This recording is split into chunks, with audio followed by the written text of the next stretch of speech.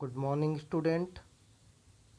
कक्षा 12 जीव विज्ञान की लाइव क्लास में आपका स्वागत है। मैं आपको अध्याय 2 पुष्पी पौधों में लैंगिक जनन को पढ़ा रहा था, जिनमें से मैंने कल आपको पुष्प की संरचना के बारे में बताया था कि पुष्प के कितने भाग होते हैं। तो पुष्प के मुख्य 4 भाग होते हैं: बाह्य दलपुंज, दलपुंज, पुमंग और जायांग। तो पुष्प का जो सबसे बाहरी भाग होता है, पत्तियों वाला भाग होता है, जिसको हम बाह्य दल कहते हैं। उसके बाद में उसका दूसरा जो भाग होता है वो होता है दलपुंज।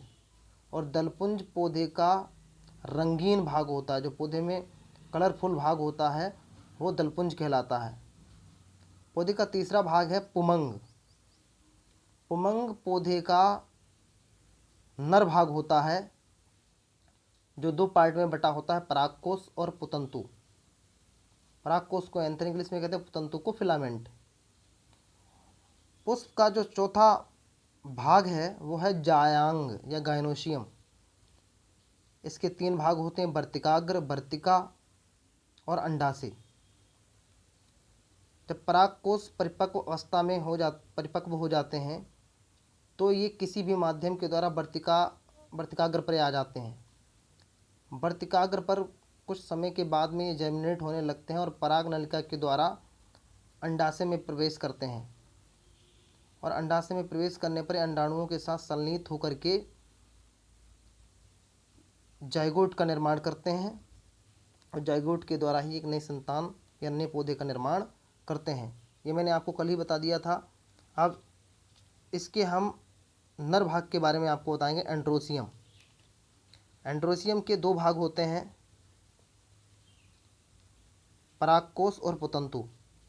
परागकोश में 2 पालियां होती हैं और जब हम इन 2 पालियों को कट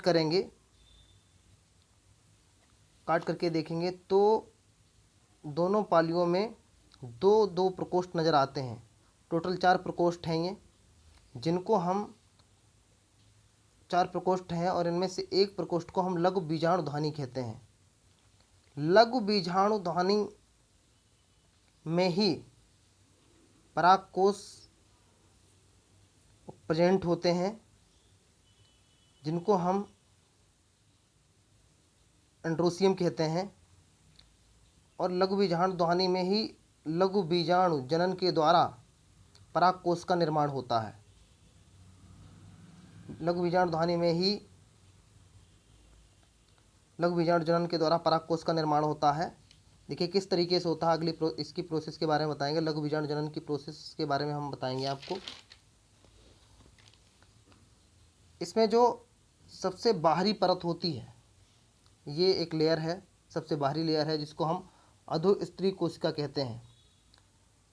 अधोस्त्री कोशिका बड़ी होकर के प्रपशु कोशिका का निर्माण करती है और प्रपशु कोशिका विभाजित होकर प्राथमिक भित्ति कोशिका और प्राथमिक पुबीजाणु कोशिका का निर्माण करती है। प्राथमिक भित्ति जो कोशिका है वो 3 स्तरों में बटी होती है: बाहरी स्तर, मध्य स्तर और टेपिटम। प्राथमिक भित्ति कोशिका 3 स्तरों में बटी होती है: बाहरी स्तर, मध्य स्तर और टेपिटम। तो ये 3 स्तर में बटी होती है, लेकिन प्राथमिक पुबीजाणु कोशिका किसी भी भाग में नहीं बटती है। तो इसका ये जो सबसे बाहरी स्तर है प्राथमिक भित्ति कोशिका का, प्राथमिक भित्ति कोशिका के बाद में जो 2 मध्य स्तर होता है वो 3 लेयर्स का बना होता है। 3 लेयर्स मिलने पर एक मध्य स्तर का निर्माण होता है। और उसके बाद में जो लास्ट सेल होती है, लास्ट स्तर होता है, वो टेपिटम कहलाता है। और इस टेपिटम के अंदर ही लघु बीजाणु मात्र कोशिका प्रेजेंट होती है, जो अर्धसूत्री विभाजन के द्वारा एक कोशिका से 4 पुत्री कोशिकाओं का निर्माण करती है। ऐसे एक लगातार ये कंटिन्यू प्रोसेस चलती रहती है और काफ़ी मात्रा में परागकोश का निर्माण होता है। जब इन परागकोशों का निर्माण हो जाता है तो परागकोश फट कर के परागकोश ये यहाँ से फट जाता है और फटने के बाद में वर्तिकाग्र पर चला जाता है।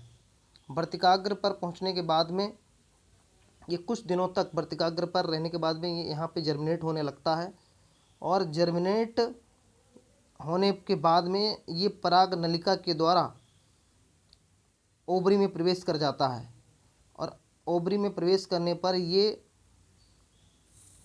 अंडाणुओं के साथ संलीत हो जाता है और संलीत होने पर जाइगोट के निर्माण के द्वारा एक नए प्लांट का निर्माण करता है।